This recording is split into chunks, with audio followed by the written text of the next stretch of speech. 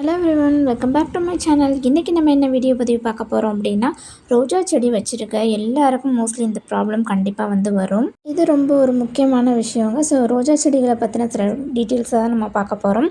So இந்த நோய் வந்துட்டு அப்படின்னா ரோஜா செடிகளில் பூக்கள் வைக்காது, மொட்டுக்கள் வராது. ப்ளஸ் ரோஜா செடி அப்படியே காஞ்சி போயிடும். அது மட்டும் இல்லாமல் இந்த மொட்டுகளில் கருகிற பிரச்சனை வர ஆரம்பிக்கும். இலைகளில் புள்ளி புள்ளியாக டாட்டாக வைக்கும் பார்த்தீங்களா, அந்த இலை புள்ளி நோய்கள் வர ஆரம்பிக்கும். அதாவது டைபேக் டிசீஸ் அப்படின்னு சொல்லுவாங்கள்ல, அந்த மாதிரியான ஒரு நோய்கள் இந்த ரோஜா செடிகளுக்கு தாக்குதல் அப்படின்னா ஒன்ஸ் எல்லாமே உங்களுக்கு இந்த மாதிரி ஆகிடும். என் செடி நான் வாங்கிட்டு நர்சரியிலேருந்து வாங்கிட்டு 3 மந்த்ஸ் அந்த மாதிரி தான் இருந்து, அந்த கம்புகள்லாம் பார்க்குறதுக்கு ஒரு இலை கூட இல்லாமல் எல்லாமே காய ஆரம்பிச்சிட்டு, அந்த மாதிரி இருக்கிற சமயத்தில் இலைகள், பக்க கிளைகள், அந்த கம்புகள் எல்லாமே காய ஆரம்பிச்சிடும். அந்த மாதிரி இருக்கிற சமயத்தில் சீக்கிரமாகவே என்ன ஆயிரும்னா, செடிகள் வாட ஆரம்பிச்சிடும். ப்ளஸ் முட்டுகள் எதுவுமே உங்களுக்கு வைக்காது, வளர்ச்சி எதுவுமே இருக்காது, அப்படியே சடனாக ஸ்டாப் ஆகிடும். ஃபஸ்ட்டு ஒரு வீடியோ காட்டியிருந்தேன் இல்லையா, ஸோ அந்த வீடியோவில் இருக்க ரோஜா செடி அந்த மாதிரி தான் ஆகிட்டு. ஸோ நம்ம வாங்கிட்டு வச்சு ஒரு 6 மந்த் வரையும் சூப்பராக பூ இருந்துச்சு. அந்த பிளான்ட்டோட வீடியோஸ் கூட நான் யூடியூப்பில் நிறைய தடவை அந்த வீடியோஸ் போட்டிருக்கேன். ஸோ நீங்கள் கண்டிப்பாக பார்த்துருப்பீங்க. அவ்வளோ பூக்கள் கொடுத்துக்கிட்டு இருந்து சடனாக இந்த மாதிரி ஒரு இது ஆகிட்டு, அவ்வளோ பூக்கள் கொடுத்துட்டு இருந்த அந்த ரோஜா செடியை திடீர்னு அந்த டைபேக் வந்த உடனே சடனாக பூக்கள் பூக்கிறது நின்றுச்சு. இலைகள் எதுவுமே, துளிர்கள் எதுவும் வராமல் அப்படியே இதாயிருச்சு. ஸோ அதுக்காக தான் நான் இந்த ஃபெர்டிலைசரை நான் பயன்படுத்தினேன். இந்த ஃபெர்டிலைசர் பயன்படுத்தினதுக்கப்புறமா எல்லா ரோஜா செடியிலும் சூப்பரான ஒரு ரிசல்ட் கொடுத்துருந்துச்சுங்க. நீங்களே இந்த வீடியோ பதிவில் பார்த்துட்டு தான் இருக்கீங்க. ஸோ அதுதான் இந்த செடி. கீழே இருந்து பாருங்கள் எவ்வளோ அழகாக துளிர் விட்டு அத்தனை மொட்டுக்கள் இருக்குது இந்த செடிகளில். அவ்வளோ நிறைய துளிரும் முட்டுக்களும் பூக்களோடுமே இந்த செடிகள் நீங்கள் கண் கூட உங்களால் பார்க்க முடியும். குறைஞ்சதே நம்மளுக்கு ஒரு நாளைக்கு ஒரு 5 பூக்கள் 6 பூக்கள் அப்படின்னு அதிகரிச்சுக்கிட்டு தான் போகும். ஸோ அந்த மாதிரி இந்த உரங்கள் பூக்கள் அதிகரிக்கும். வேறு எந்த ரோஜா செடிகளில் இருந்தாலும் இதே மாதிரி டைபேக் ப்ராப்ளம் இருந்ததுன்னா கண்டிப்பாக இந்த உரங்களை நீங்கள் பயன்படுத்தலாம். ஸோ இது ஏன்னா ஒட்டு வைக்கிற இடத்துல இருந்து கூட நம்மளோட நிறைய ரோஜா செடிகள் இந்த மாதிரி ஒரு நிலைமைகளுக்கு வந்திருக்கு. ஸோ அதை கூடயுமே நம்ம கிளியர் பண்ணி எடுத்துருக்கோம்.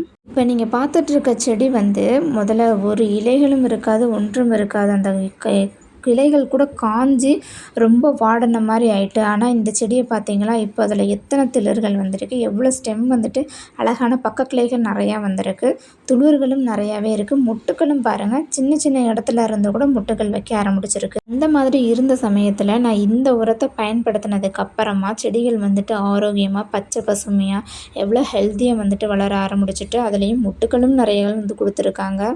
வேறு ஒன்றும் இல்லைங்க, நம்ம வீட்டில் டெய்லியும் பயன்படுத்தக்கூடிய பொருளை வச்சு தான் நம்ம அந்த உரங்கள் பயன்படுத்த போகிறோம்.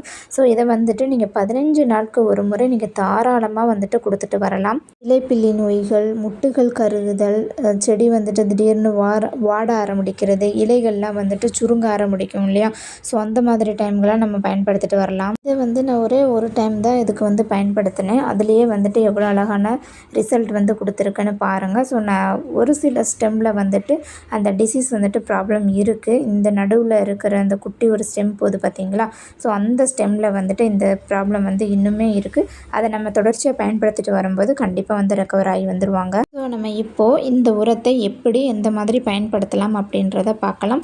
வீடியோவை ஸ்கிப் பண்ணாமல் பாருங்கள், அப்போ தான் நம்ம சொல்லித்தர டிப்ஸ் உங்களுக்கு புரியும். இது சிம்பிளாக டெய்லியும் வீட்டுக்கு இது கண்டிப்பாக யூஸ் பண்ணுற ஒன்று தான். இது வேறு ஒன்றும் இல்லை, கடுகு தான். நம்ம வீட்டில் டெய்லியுமே எல்லா சமையலுக்கும் தவறாமல் பயன்படுத்த வேண்டிய ஒன்று. பெரும்பாலும் கடுகுல எண்ணெய் சத்துகள் அதிகமாகவே இருக்குது. மைக்ரோ நியூட்ரியன்ஸும் அதிகமாக சத்துக்கள் இருக்கும். சத்துக்கள் அதிகமாக அடங்கி இருக்கிறதுனால நம்மளோட செடிகளில் இருக்க மொட்டுகள் கருகாமல் இருக்கிறதுக்கும், வேர்கள் பகுதியிலையும் எந்த ப்ராப்ளம் வராமல் இருக்கிறதுக்கும், தண்டுகள் நல்ல வளர்ச்சி அடைகிறதுக்கும் நல்ல ஒரு ஃபெர்டிலைசராக கடுகை நம்ம பயன்படுத்துகிறோம். இந்த கடுகை நம்ம அப்படியே டைரெக்டாக செடிகளுக்கு பயன்படுத்தக்கூடாது. நீங்கள் ஒரு செடிக்கு ஒரு 2லேருந்து 3 ஸ்பூன் அளவுக்கு நீங்கள் தாராளமாக பயன்படுத்திக்கலாம். ஆனால் இதை டைரெக்டாக பயன்படுத்தாமல் நல்லா அரைச்சி பவுடர் கண்டிஷனில் தான் பயன்படுத்த போகிறோம். இதில் நான் பியூர் கடுகு மட்டும்தான் இதில் போட்டிருக்கேன். ஸோ நிறைய பேர் தாளிக்கிறதுக்கு ஏற்ற மாதிரி கடுகு, உளுந்து, கடலைப்பருப்பு இதெல்லாம் ஆட் பண்ணியிருப்பீங்க. ஸோ அதோடையும் நீங்கள் மிக்ஸ் மிக்ஸ் பண்ணி நீங்கள் அரைச்சிக்கிறலாம்.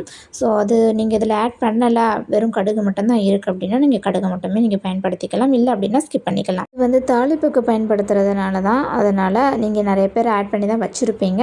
ஸோ அதையுமே நீங்கள் ஆட் பண்ணி பண்ணுறதுலையும் ஒரு பிரச்சனையுமே வராது. இதை அரைச்சி பவுடர் பண்ணி நீங்கள் பவுடராகவும் இன்ஸ்டண்ட்டாக உடனே நீங்கள் பயன்படுத்துகிறீங்க அப்படின்னா நீங்கள் அரைச்சி பவுடரை உடனே வந்துட்டு நீங்கள் பயன்படுத்திக்கலாம்.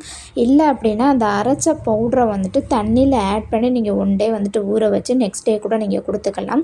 ஸோ இதை கொடுக்க போகிறதுக்கு முன்னாடி வந்து உங்களோட ரோஜா செடியில் ஏதாவது களை செடிகள் இருந்தாலோ இல்லை வேறு ஏதாவது செடிகள் பக்கத்தில் நீங்கள் வச்சுருந்தா அதெல்லாம் பிடுங்கி தள்ளிட்டு நிறைய புல்லுகள்லாம் இருக்கும் இல்லையா, ஸோ அதெல்லாமே க்ளீன் பண்ணிடுங்க. இந்த உரத்தை நம்ம பயன்படுத்தும் போது வந்துட்டு களை செடிகள்லாம் பிடுங்கணும் அப்படின்னு சொல்கிறோன்னா, ஸோ நீங்கள் கொடுக்க போகிற உரங்கள் வந்துட்டு ரோஜா செடிகளுக்கு போகாமல் அந்த களை செடிகள் அந்த சத்துக்களை வந்து உறிஞ்சிக்கிறோம்.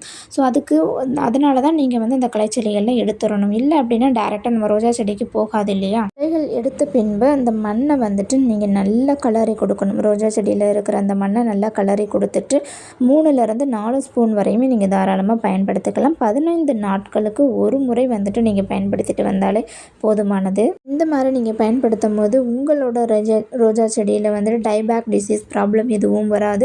இலை சுருண்டல் நோய், இலைப்புள்ளிகள் நோய், வேரழுகல் நோய் இந்த மாதிரியான பிரச்சனைகள் வந்துட்டு வராது. அது மட்டும் இல்லாமல் மொட்டுகள் கருகள் பிரச்சனை வந்துட்டு வராது.